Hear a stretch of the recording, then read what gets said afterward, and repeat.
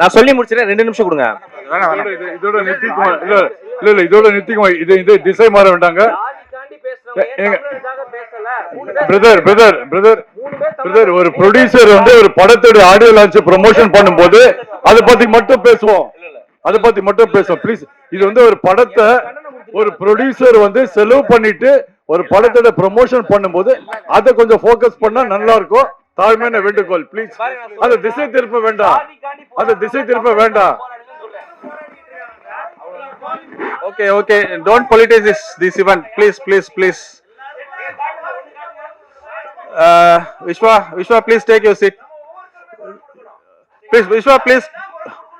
அதே போல அவர் பேசும்போது போலி போராளிகள்னு சொன்னாரு. அந்த வார்த்தை சொல்றதுக்கு நீங்க சரியான நபரா அப்படின்னு எனக்கு தெரியாது. ஆனா அதை நீங்க சொன்னதை நான் வன்மையா கண்டிக்கிறேன். மணிக்கணும், ஒரே ஒரு மட்டும் சொல்லிக்கிறேன்.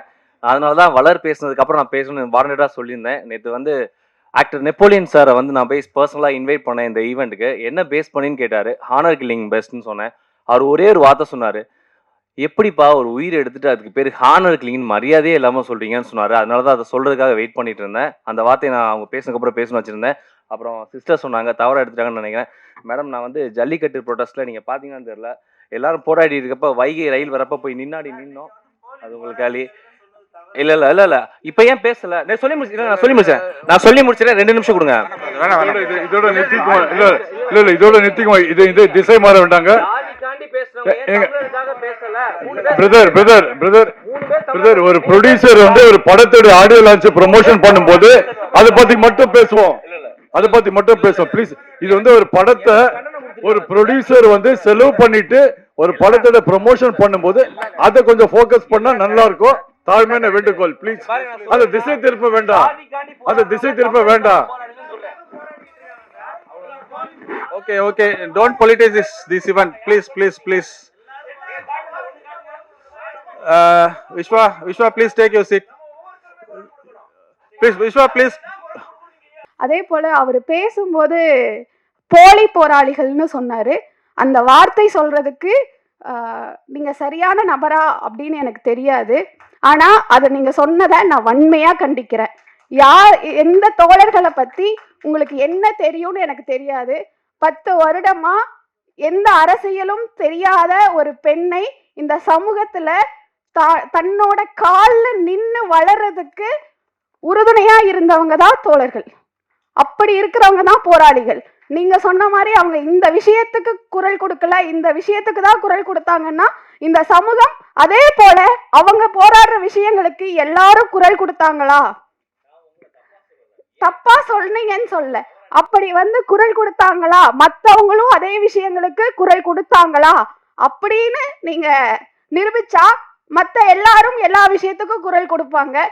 ஆணவ படுகொலைக்கு அரசு கிட்ட ரொம்ப வருட கோரிக்கையா தனி சட்டம் வேணும்னு கேட்டுட்டு இருக்கோம். அந்த கோரிக்கைக்கு இந்த படம் வலு சேர்க்கும் அப்படின்னு நான் நம்புறேன்.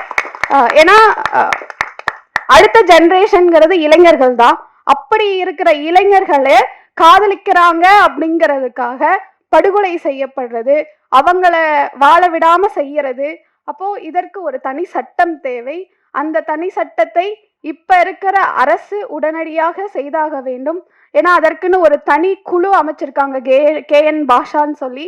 அவங்கள வந்து 25 விக்டிம் ஃபேமிலியோட நாங்க சந்திச்சு அதற்கு ஒரு ஆணையம் அமைச்சு அந்த ஆணையத்துல இருந்து தனி சட்டம் வேணும் அப்படின்னு கேட்டிருக்கோம்.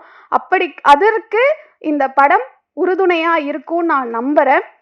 தமிழ்நாட்டில் தமிழக முதலமைச்சர் ஜோசப் விஜய் அண்ணாவுக்கு வந்து நான் ஒரு ஸ்பெஷல் ரெக்வஸ்ட் வைக்கிறேன். என்னன்னா, இதுக்கு முன்னாடி இருந்த படங்கள், முன்னாடி இருந்த கடந்த காலங்களில் வந்து நிறையா வந்து படங்கள் வந்து ரிலீஸ் ஆகாமல் இருந்தது. நிறைய படங்கள் ரிலீஸ் வெயிட் இருக்கு.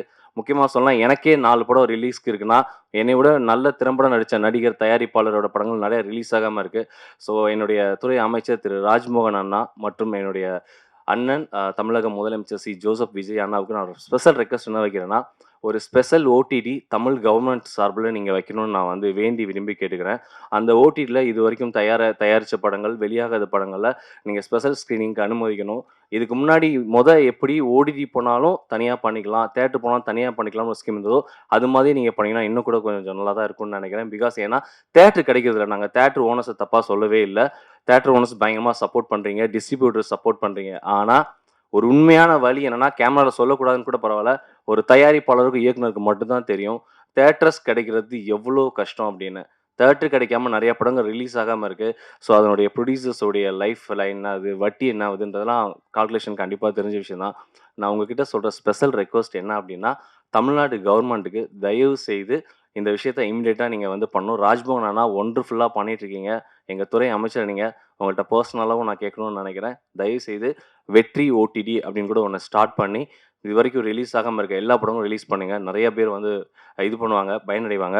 அடுத்தபடியாக நிச்சயமாக இந்த படத்துக்குள்ள இவங்க இல்ல அப்படின்னாலும் இந்த படத்துக்குள்ள இருக்க கண்டென்ட்டுக்கு ரொம்ப ரிலேட்டபிளான ஒரு பர்சன் இவங்க. இவங்களோட ஸ்ட்ராங்கான மைண்ட் செட் பார்த்து நிறைய பேர் நிறைய இடங்கள ஆச்சரியப்பட்டிருக்காங்க. ஒரு ஆன்டி காஸ்ட் ஆக்டிவிஸ்டா மட்டும் இல்லாம பல பெண்களுக்கு ஒரு மிகப்பெரிய மாரல் சப்போர்ட்டாக இன்னைக்கு இருக்காங்க. தைரியமும் துணிவும் இவங்களோட பேச்சிலையும் செயலையும் எப்போதுமே இருக்கும். ஸோ அப்பேற்பட்ட ஒரு இன்ஸ்பைரிங்கான வாய்ஸ் ஆஃப் சொசைட்டின்னு தாராளமா இவங்களை சொல்லலாம். கௌசல்யா சங்கர் அவர்களை அன்போடு பேச அழைக்கிறோம்.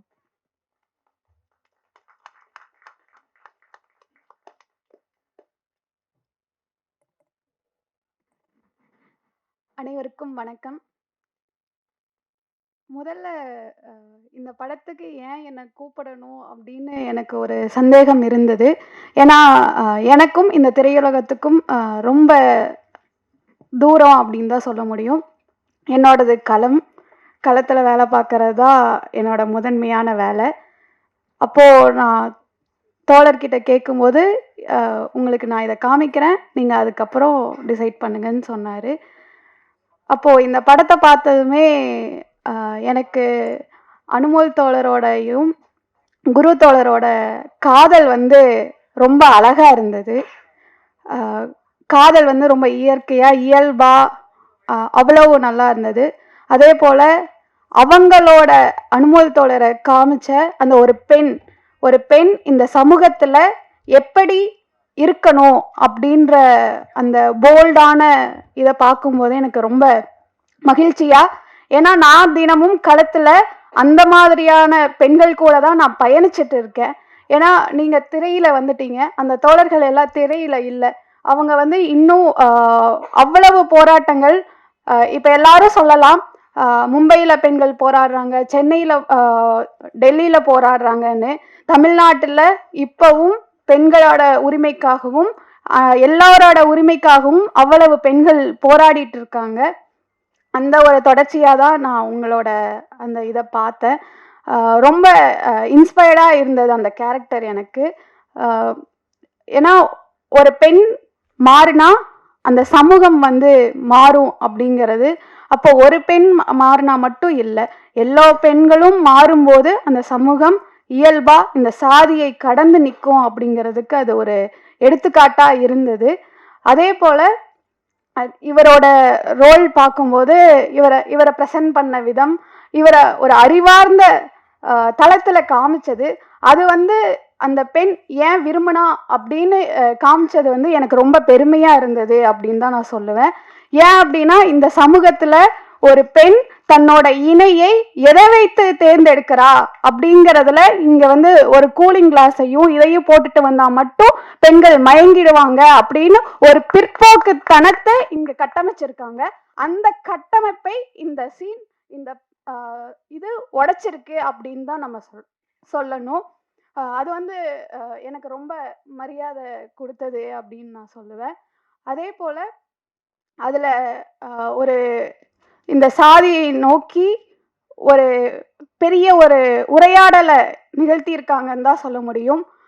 ஆணவ படுகொலைகள் தொடர்ச்சியாக நடந்துட்டுருக்கு தமிழ்நாட்டில். இப்போ ஒரு 5-6 மாதங்கள்லேயே 15க்கு மேலே ஆணவ படுகொலைகள் நடந்திருக்கு. அப்போது அந்த ஆணவ படுகொலைகளில் எவ்வளவு பேர் பாதிக்கப்படுறாங்க, அதுவும் இளைஞர்கள்.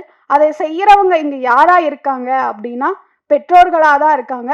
தன்னோட மகளையே கொலை பண்ணுற பெற்றோர்கள் இந்த சமூகத்துல இன்னும் இருந்துட்டு தான் இருக்காங்க. தன் மகள் விரும்பின பையனை கொலை பண்றாங்க. அவங்கள வாழ விடாம வெறும் கொலை மட்டும் குற்றம் கிடையாது, அவங்கள மனதளவுல அவங்களுக்கு கொடுக்கிற நெருக்கடி கூட குற்றம்தான். ஆனா அதற்கு ஒரு மாற்றா இந்த படம் ஒரு கருத்தியலை வச்சிருக்கு அப்படின்னு தான் நம்ம சொல்ல முடியும். அதே போல எனக்கு இதுல ஒரு சின்ன நெருடல் இருந்தது. என்ன அப்படின்னா, அவங்கள போர்ட்ரேட் அவங்களோட கதாபாத்திரம் வந்து அவங்க பேர் இல்ல இவங்க அர்ச்சனா, அவங்களோட கதாபாத்திரம் வந்து காமிக்கும் போது அடுத்த சமூகத்துல அடுத்த ஜென்ரேஷனை நம்ம என்னவா காமிக்க விரும்புறோம் அப்படிங்கிற ஒரு கேள்வி எனக்கு இருந்தது. ஏன்னா அவங்களோட அம்மா வந்து அவ்வளோ ஒரு பெரிய பின்புலத்தோட இருந்து வர்றவங்க. அவங்க வந்து தன்னோட இணையா இருக்கும்போது அந்த இணையும் அவரு செய்யற ரிசர்ச்சும் அவ்வளோ ஒரு பெரிய விஷயம். ஆனா இந்த கதாபாத்திரம் அதை உள்வாங்கிக்காம இருக்கு. அதை வந்து தட்டி கழிக்கிறாங்க. அப்போ அதை ஏன்னு உங்ககிட்ட கேள்வி கேட்கணும் அப்படின்னு எனக்கு தோணுச்சு. ஏன்னா அதற்கு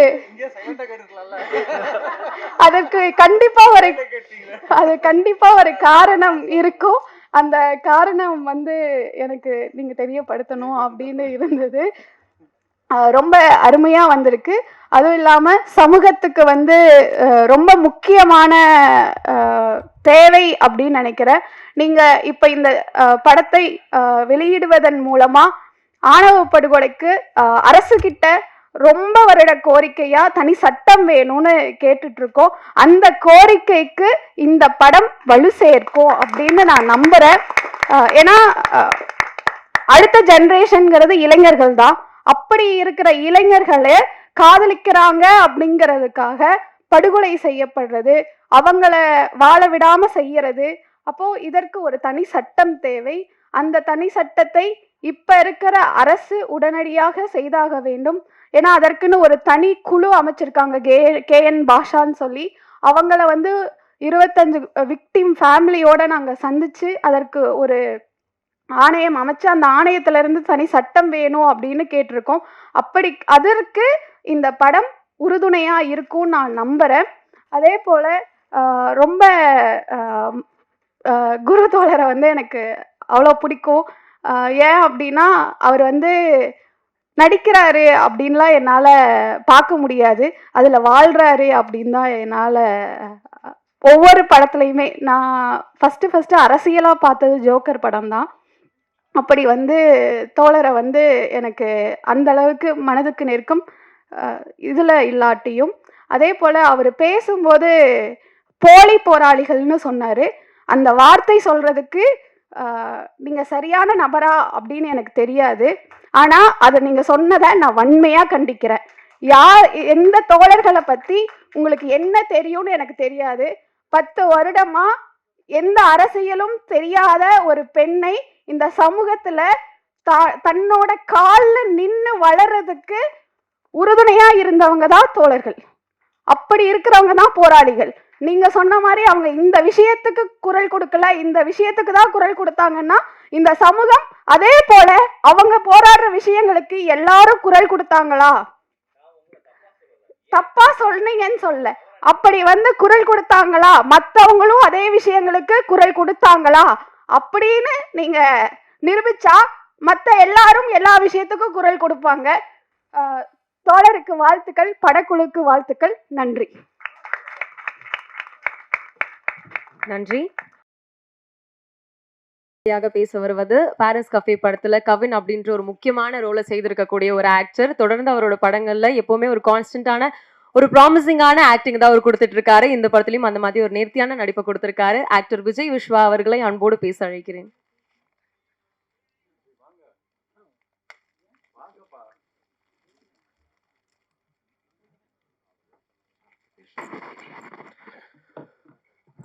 அனைவருக்கும் வணக்கம். அபி சரவணனா இந்த மேடையில் அறிமுகமாகி இன்னைக்கு விஜய் விஸ்வா அவங்க முன்னாடி நிற்கிறேன். ஒரு சிறிய இடைவெளிக்கு அப்புறம் ரொம்ப சந்தோஷமான ஒரு தருணம். ஃபர்ஸ்ட் ஆஃப் ஆல் இந்த பாரிஸ் கஃபே படத்தில் எனக்கு நடிக்க வாய்ப்பு கொடுத்த தயாரிப்பாளர், இயக்குனர் அவங்களுக்கு நான் நன்றி பண்ணிக்கிறேன். அதுக்கு காரணமாக இருந்த சுவாமி அண்ணனுக்கும் நான் தேங்க் பண்ணிக்கிறேன். சதீஷ் சார் கேமராமேன் லொக்கேஷன் பார்க்க வந்த இடத்துல வந்து என்னை பார்த்துட்டு அதை இமீடியட்டாக ஓகே பண்ணாங்க. ஸோ சூர்யா அண்ணனுக்கும் நான் தேங்க் பண்ணிக்கணும். ஏன்னா ஒரு டீம்னால தான் வாய்ப்பு கிடைக்குது. ஸோ அதனால இந்த படத்தில் முக்கியமாக ஒர்க் பண்ண அசிஸ்டன்ட் டைரக்டர் ஆல்ரெடி நான் என்ன சொல்லிட்டாங்க, ஜெகன் ஒலி மட்டும் இல்லாமல் எங்கள் ஹோல் டீமுக்கு நான் தேங்க் பண்ணிக்கிறேன், ப்ரொடக்ஷனாக ஒர்க் பண்ணவங்களுக்கு. அதுக்கப்புறம் இங்கே நான் லைன் பண்ணி சொல்லணுன்னா ப்ரொடியூசர் சொன்னாங்க, ப்ரொடியூசர் மேடம் ரொம்ப அழகாக பேசினாங்க. எனக்கு அவங்க பேசிகிட்டு இருக்கப்போ எம்சி ஃபேஸ் தான் பார்த்தேன். ஒருவேளை அவங்கள்ட்ட முதலே பேசியிருந்தா அவங்களே எம்சியாக ஃபிக்ஸ் பண்ணிப்பாங்களோ என்னமோ. செம்ம ஃப்ளூவாக பேசுனீங்க மேடம். இல்லை அவங்க ப்ரொடியூசர் மேடம். அப்புறம் சூப்பராக பேசுனீங்க. அண்ட் டைரக்டர் சார் சொல்லணும். டைரக்டர் சார் அதே மாதிரி தான் ஷார்ட்டில் வந்து உள்ளே வந்து நாங்கள் காஃபிக்கு பதிலாக டீ வச்சிருந்தா கூட இன்னும் காஃபி தான் ஊற்றணும்னு அவ்வளோ பெர்ஃபெக்ஷன் பார்க்குற ஒரு மனிதர். அவர்கிட்ட ஒர்க் பண்ணுறப்ப ஃபஸ்ட்டு படமும் அது ஒர்க் பண்ணல, லெஃப்ட் அண்ட் ரைட் வாங்கிட்டாரு. ஸோ அதுக்கு ரொம்ப நன்றி. டிஓபி சார் அஸ் வெல் சொல்லவே தேவையில்லை. யூஸ்வலாக படத்துக்கு போனோன்னா கேமராமேன் சார் வந்து ஒரு முடிஞ்சோடனே டக்குன்னு ஓகே அடுத்தது போயிடலான்னு சொல்லுவாங்க. பட் தடவை வந்து நானும் போய் ரெக்வஸ்ட் பண்ணுவேன், டேரக்டரே ஓகே பண்ணலாம் சார் இன்னொரு தடவை போயிடலாமா நான் ரெக்வஸ்ட் பண்ணி கேட்பேன். பட் இங்கே எனக்கு பிரச்சனையே இல்லை, ஓகே பண்ணாலும் ஒரு ஷார்ட் எக்ஸ்ட்ரா எடுத்து வச்சுருவாரு. ஸோ அதனால் எங்களுக்கு அந்த ப்ராப்ளம் இல்லை. அண்ட் அதுக்கப்புறம் மியூசிக் கே சமீபத்தில் நான் வந்து அமெரிக்காவுக்கு போயிருந்தேன். FeTNA federation of North America Tamil Sangam மேடை, கிட்டத்தட்ட 5000 அமெரிக்க தமிழர்கள் வந்து கலந்துக்கிட்டாங்க. அந்த மேடையில் நம்மளுடைய மினிஸ்டர் ராஜ்மோகன் சாரும் கலந்துருந்தாங்க. அங்கே நான் தான் நிகழ்ச்சியை தொகுத்து வழங்கினேன். ஸோ அவங்க அனுமதியோட பாடலை வந்து நாங்கள் ஒளிபரப்பினேன். அவ்வளோ இது வந்தது, நல்ல வாழ்த்துக்கள் வந்தது. அதுக்கப்புறம் நீங்கள் சொன்னீங்க என்ன சொல்லணும்னா, நான் அதுக்கப்புறம் வேரியஸ் ஸ்டேட்ஸ் போனேன், டாலஸ், யூஎஸ், அப்புறம் சிகாகோ, அந்த மாதிரி நான் ஒவ்வொரு ஊராக போகிறப்ப எல்லா ஊர்லேயும் வந்து காரில் அவங்க லாங் ஜெர்னி போகிறப்ப கேட்குற ஒரு பாட்டில் லிஸ்ட்டாக அதை ஆட் பண்ணிக்காங்க. It's a promise. வாழ்த்துக்கள் அண்ட் தேங்க்ஸ். அது என்னோட பாட்டு இருக்குது, எனக்கு ரொம்ப சந்தோஷம். அந்த அழகழகாய் வந்து ரொம்ப 3-4 பாட்டுமே பிடிச்சிருந்தது. பட் பர்சனலாக எனக்கு ரொம்ப நான் இல்லாமல் அந்த பாட்டுவே எனக்கு ரொம்ப பிடிச்சிருந்தது. Thanks K father. அப்புறம் எடிட்டர் ரொம்ப அழகாக எடிட் பண்ணியிருந்தீங்க, எல்லாமே வெல். ஆர்ட் டைரக்டர் எங்களுக்கு சொல்ல வேணாம், லைவாக நிறைய விஷயம் பண்ணி கொடுத்துருக்காங்க. உங்களை ஏமாத்துறதுக்கான ஒரு விஷயம் கூட பண்ணி கொடுத்துருக்காங்க, அது தேட்டர் பார்த்து கண்டுபிடிச்சிக்கலாம். அதுக்கப்புறம் ஸ்பெஷல் டான்ஸ் பண்ணியிருந்தோம், அவருக்கும் நன்றி. அதுக்கப்புறம் சூர்யான்னு சொல்லிட்டேன் சார், கோஆர்டிஸ்ட் எல்லாமே நல்லா பண்ணியிருந்தாங்க. ப்ரொடியூசர்ஸ் வந்து 3 பேர் ஆக்சுவலாக என்னோட இருக்காங்க. என்னோட கோஆர்டிஸ்ட் வந்து அங்கே உட்காந்துருக்காரு. சார் ஒரு தடவை இருந்துச்சுங்களேன், இல்லை ஸ்டேஜ்க்கு வந்துங்களேன் please please please please sir. ஏன்னா நான் நடிக்கிறதுக்கு அவர் ஒரு முக்கிய காரணம், நிறைய டேக் எனக்கு வாங்கி கொடுத்தாரு. ஆனால் செம்மையாக பண்ணார். த பெஸ்ட் பெர்ஃபார்மர் இந்த ஃபிலிம்னா நீங்கள் அவரை சொல்லலாம். அவர் பக்கத்தில் ஒரு பிரதர் இருக்கார், அவரும் ப்ளீஸ் ப்ளீஸ் வந்துடுங்க வந்துடுங்க. ஏன்னா அவங்க எங்களோட ப்ரொடியூசர்ஸ் ஆர்டிஸ்ட் எல்லாம் வரப்போ நீங்களும் வந்துடணும். தேங்க்யூ. அதுக்கப்புறம் எஸ் அஃப்கோர்ஸ் ரொம்ப நல்லா பண்ணியிருந்தாங்க. இந்த பேர் வந்து எனக்கு ரொம்ப பிடிச்சிருந்தது. நைனா ஆல்ரெடி நாங்கள் ஒர்க் பண்ணியிருக்கோம். நைனா உங்கள் சாங்ஸ் ரொம்ப நல்லது, ஃப்ரேமில் ரொம்ப அழகாக இருக்கீங்க, எல்லோரும் அழகாக காமிச்சிருக்காங்க. அதுக்கப்புறம் சீக்கிரம் சொல்கிறதுக்கு முன்னாடி என்னோட பேர் அர்ச்சனா. ஸோ அவங்க ஆல்ரெடி யூடியூப்பில் பயங்கர ஃபேமஸ். அங்கே யூஎஸ்லேயும் சரி, இப்போ நேற்று மலேசியா போயிருந்தேன், மலேசியாவில் எங்கள் சாங்கை ப்ளே பண்ணேன். அங்கேயும் எல்லாம் பார்த்து இந்த ஆக்ட்ரஸ் பார்த்துருக்கோம் அப்படின்னாங்க. ஸோ அந்தளவு வேர்ல்டு வைட் ஃபேமஸாக இருக்க ஒரு ஆக்ட்ரஸ் கூட ஜாயின் பண்ணியிருந்தேன். தேங்க்யூ ஸோ மச்மா. அதுக்கப்புறம் 2 யூனிவர்சிட்டி கூட எனக்கு வந்து வாய்ப்பு கிடச்சது. ஒன்று Tamil Nadu university as well, Guru Somasundaram sir மதுரைக்காரு சார், லவ் யூ. இன்னொன்று வந்து நான் லவ் யூ சொன்னால் தப்பாக எடுத்துக்காதீங்க, love you. So Malayalam university. இப்போ வந்து இந்த படம் வந்து என்னன்னா பாரிஸ் கஃபே படம் வச்சிருக்கோம்னா கமெண்ட்ல போய் பார்த்தோன்னா அணு அப்படின்னு போட்டால் போதும் போல, அனுமோல் படம்னு போட்டால் போதும், டைட்டில் கூட போட தேவையில்ல. கமெண்ட்ஸ் போனால் 2000 கமெண்ட்ஸில் 1999 கமெண்ட்ஸ் அவங்களுக்கு தான் இருக்குது. அவ்வளோ ஃபேன்ஸ் சம்பாதிச்சு வச்சுருக்கீங்க. Love you so much once again. So இவங்க 2 பேர் கூட நடிக்கிறப்போ நிறைய ஆக்டர்ஸ் கூட நான் 15 வருஷமாக நடிச்சிட்ருக்கேன், ஆக்ட்ரஸ் கூட இருந்தால் கூட நிறையா கற்றுட்டு வந்தால் கூட இவங்க 2 பேர் கூட நிறைய விஷயம் கற்றுக்க முடியுது. ஆக்டிங்னா என்னென்னா இவர்கிட்ட கிளாஸ் போய் கற்றுக்காமல் ஓசியில் கற்றுக்க வாய்ப்பு கொடுத்த அனைவருக்கும் நன்றி சொல்லிக்கிறேன். அதுக்கப்புறம் எல்லாரையும் சொல்லி முடிச்சேன்னு நினைக்கிறேன். Yes of course Riyas thanks. Ezhil இன்னொரு ஹீரோ எங்கள் படத்தில் begin the stage. Thanks Ezhil. All support. அவர் எழில் பண்ண சப்போர்ட் வந்து அவரோட தம்பி, டைரக்டரோட தம்பி, பட் ஆல் சப்போர்ட் பண்ணி கொடுத்தாரு. Okay, come to the point. தமிழ்நாட்டில் தமிழக முதலமைச்சர் சி ஜோசப் விஜய் அண்ணாவுக்கு வந்து நான் ஒரு ஸ்பெஷல் ரெக்வஸ்ட் வைக்கிறேன். என்னென்னா இதுக்கு முன்னாடி இருந்த கடந்த காலங்களில் வந்து நிறையா வந்து படங்கள் வந்து ரிலீஸ் ஆகாமல் இருந்தது. நிறைய படங்கள் ரிலீஸ் வெயிட் இருக்குது. முக்கியமாக சொல்லலாம், எனக்கே 4 படம் ரிலீஸ்க்கு இருக்குன்னா என்னை விட நல்ல திறம்பட நடித்த நடிகர், தயாரிப்பாளரோட படங்கள் நிறைய ரிலீஸ் ஆகாமல் இருக்குது. ஸோ என்னுடைய துறை அமைச்சர் திரு ராஜ்மோகன் அண்ணா மற்றும் என்னுடைய அண்ணன் தமிழக முதலமைச்சர் சி ஜோசப் விஜய் அண்ணாவுக்கு நான் ஒரு ஸ்பெஷல் ரெக்வஸ்ட் என்ன வைக்கிறேன்னா, ஒரு ஸ்பெஷல் ஓடிடி தமிழ் கவர்மெண்ட் சார்பில் நீங்கள் வைக்கணும்னு நான் வந்து வேண்டி விரும்பி கேட்டுக்கிறேன். அந்த ஓடிடியில் இது வரைக்கும் தயாரித்த படங்கள், வெளியாகாத படங்களில் நீங்கள் ஸ்பெஷல் ஸ்க்ரீனிங்க்கு அனுமதிக்கணும். இதுக்கு முன்னாடி எப்படி ஓடிடி போனாலும் தனியாக பண்ணிக்கலாம், தேட்டர் போனாலும் தனியாக பண்ணிக்கலாம்னு ஒரு ஸ்கீம் இருந்ததோ அது மாதிரி நீங்கள் பண்ணிங்கன்னா இன்னும் கூட கொஞ்சம் நல்லா தான் இருக்கும்னு நினைக்கிறேன். பிகாஸ் ஏன்னா தேட்டர் கிடைக்கிறதில்ல. நாங்கள் தேட்டர் ஓனர்ஸை தப்பாக சொல்லவே இல்லை. தேட்டர் ஓனர்ஸ் பயங்கரமாக சப்போர்ட் பண்ணுறீங்க, டிஸ்ட்ரிபியூட்டர் சப்போர்ட் பண்ணுறீங்க. ஆனால் ஒரு உண்மையான வழி என்னன்னா, கேமராவில் சொல்லக்கூடாதுன்னு கூட பரவாயில்ல, ஒரு தயாரிப்பாளருக்கும் இயக்குனருக்கு மட்டும்தான் தெரியும் தேட்டர்ஸ் கிடைக்கிறது எவ்வளோ கஷ்டம் அப்படின்னு.